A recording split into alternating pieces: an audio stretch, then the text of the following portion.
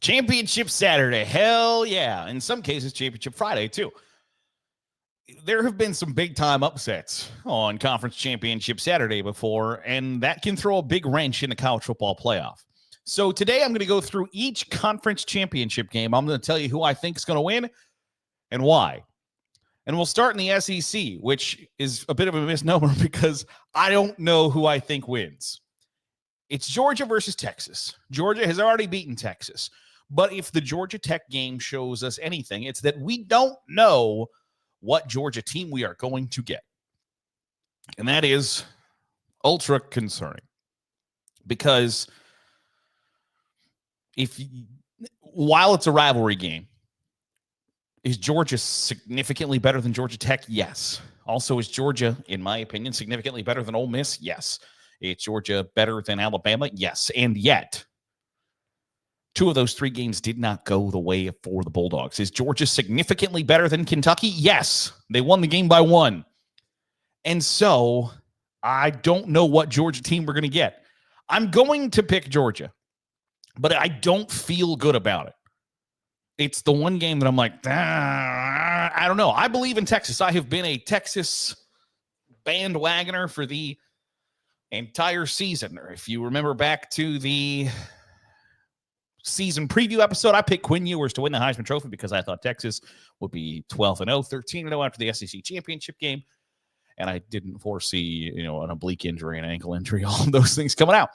But I'm high on Texas, but I don't know that they'll beat Georgia. So I'll pick the Dogs, but I don't feel great about it by any stretch of the imagination. Want to know your thoughts about Conference Championship Saturday?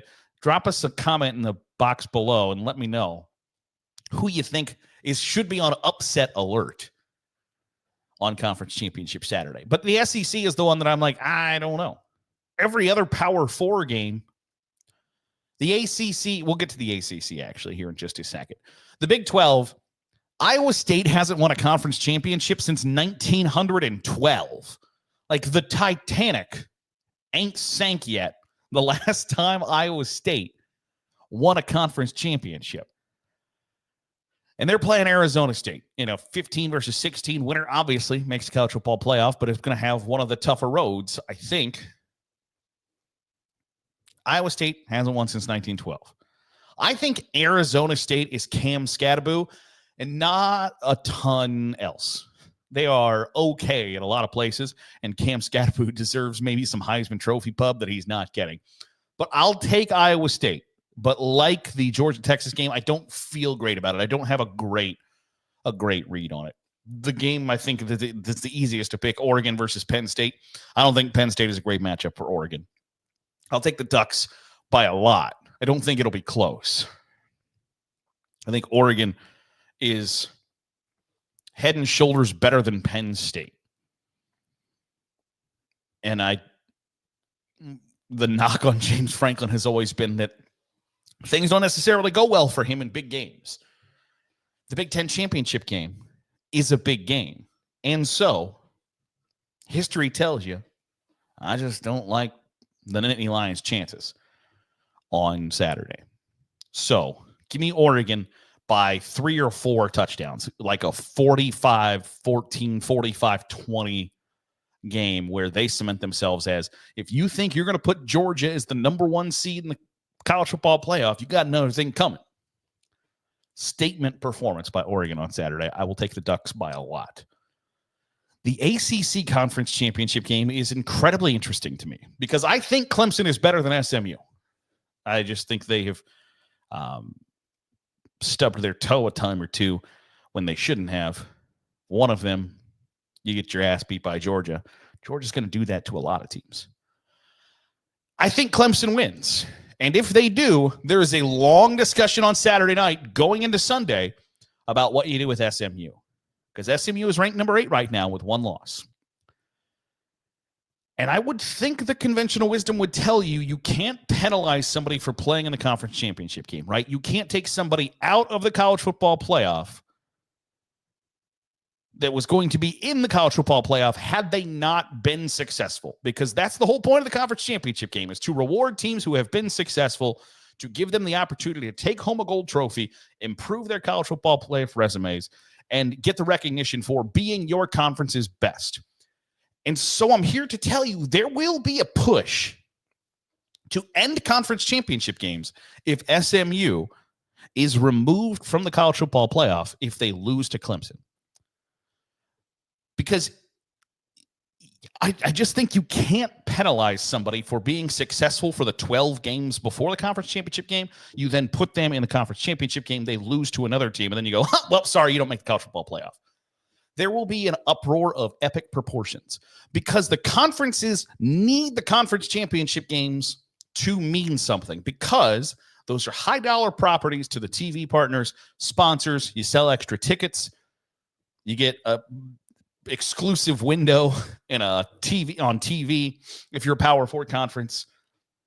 Those are high dollar things to these conferences. And so that's why the college football playoff has been structured the way it is, that the highest ranked conference champions, because they need the conference championship games to matter. Because the second they don't, and I'm of the opinion they don't matter. They don't matter. It's an exhibition, randomly pitting two teams together. Because with 18-team conferences in some angles, you are never going to be able to truly decide who is the best team in your conference. And so they need those games to matter. They need people to not question the validity and legitimacy of those games. But if you don't punish SMU, Alabama doesn't get into the college football playoff. And it is, I think, really clear that the committee thinks that Alabama is one of the 12 best teams. And if you were truthfully to ask them, they'd probably believe Alabama is one of the 6 or 7 best teams. But due to their own malfunctions, they're ranked 11. But if SMU loses, you, I think conceivably, have to keep SMU in and then also insert Clemson, thus meaning Alabama ain't there. So I find that incredibly interesting dynamic. I think Clemson's better than SMU, and so I'll pick Clemson to win. But I don't know what the conversation about SMU is going to look like should they lose. Because I don't know if either the committee has the balls to take SMU out and just flat out say, hey, we think Alabama's better than them. Sorry about your luck. Or if you have to do the politically correct, politically poignant thing to do and keep them in because you can't start this precedent. And I've talked about this before. Anytime you're doing something for the first time, you're setting precedent. And I think it's a bad precedent to set of if you make your conference championship game and you lose, it can still be viewed as a bad thing. And it can still be the thing that gets your ass kicked out of the college football playoff. I think that's a bad precedent to set. But a good precedent to set is we're going to take the 12 best teams. I don't care what happened. And then you have to deal with the fallout of that. So just for chaos sake, for the fun of having those conversations, I will take Clemson to beat SMU in the ACC championship game on Saturday night. So those are the Power Fours. The group of fives are somewhat just as interesting because whoever wins the Mountain West, in all likelihood, is going to be the college football playoff representative for the group of five. It's UNLV at Boise State, the Mountain West Conference Championship game. I think Boise State wins this, but it's going to be really close. UNLV sure ain't bad. And so I think Boise State is going to win, but it's going to be one of those classic games that comes down to the final moments. I think Boise State wins, but don't be surprised if it is UNLV. And that's on Friday, by the way, as is Tulane at Army, which is a really interesting conference championship game because Army still got a game after the conference championship game. This is only game number 12 for Army. And I think Tulane is better than them. But also, it's such a weird dynamic that you can be caught looking ahead to the next week after the conference championship game. But Army's going to play Navy next week in what should be a really good game. They are two really good teams. And so does Army get caught looking ahead a little bit to Navy? I'll say yes. Also, it doesn't hurt that Tulane, I think, is better than them. So I'll take Tulane to win the American on Friday night. And then Conference USA, another game with a whole bunch of storylines. Western Kentucky at Jacksonville State. I think both of these head coaches Tyson Helton and Rich Rod might be in play for the job at Purdue. And so which one is more distracted by that? I'll take Jacksonville State just because I think the history with Rich Rodriguez and being able to coach with potential bigger jobs looming over you, he's got to be able to reverse the debacle against Pitt, right? So I'll take Rich Rod, but I don't like, similarly to the Big 12 and the SEC, I don't feel great about it. So those Friday night games, Conference USA, American, Mountain West, I'll take Jacksonville State, I'll take Tulane, and I'll take Boise State. And then on Saturday, the group of 5 games, Ohio versus Miami is interesting because they're each other's biggest rival. Battle of the Bricks, Miami won the regular season game. Ohio, like Iowa State. Now, it's not as bad as Iowa State, but it's been a long time since the Ohio Bobcats have won a conference championship. 1968, since Ohio won a conference title. So I'll say they reverse the regular season game. They reverse their trend of losing in the MAC championship game.